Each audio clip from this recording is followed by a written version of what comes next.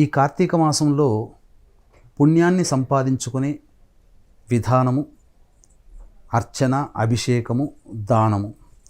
ఈ దానములో దీప ప్రజ్వలన, దీపదానము మహావిశేషమైనటువంటి ప్రభావం.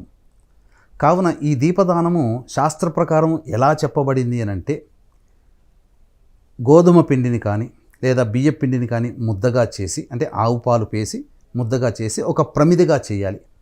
ఆ ప్రమిదిగా చేసినటువంటి దానిలో ముడిపత్తి మనం కొనుక్కోవాలి. బయట దొరికేటువంటి ఒత్తులు కాకుండా ముడిపత్తిని కొనుక్కొని 3 ఒత్తులు చేసి అందులో ఆవు నెయ్యిని కానీ నువ్వుల నూనె కానీ వేసి ఆ ఒత్తినంతా తడిపి వెలిగించి సూర్యోదయ ఉషఃకాలమందు కానీ సూర్యాస్తమయ సంధ్యాకాలమందు కానీ తమ స్వగృహంలో కానీ నదీ తీరమందు కానీ తటాకము దగ్గరనైనా కానీ విష్ణు శివ దేవాలయం నందు కానీ కనీసము రావి చెట్టు కిందనైనా కానీ ఒక సద్బ్రాహ్మణుడికి సంకల్ప విధానముగా దానము, దక్షిణ అనేటువంటిది ఇవ్వాలి.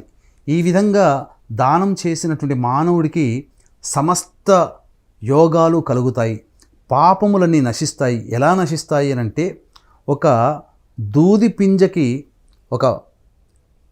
ఈ యొక్క మంట తగిలితే ఏ విధంగా తొందరగా నిప్పు కణిక తగిలితే ఏ విధంగా దూదంతా కాలిపోతుందో ఆ విధంగా వాళ్ళు అనగా దీపదానము చేసినటువంటి వ్యక్తులు రహస్యముగా, జ్ఞానముగా, అజ్ఞానముగా ఎవరికీ తెలియకుండా చేసిన పాపములన్నీ కూడా నశించిపోతాయి.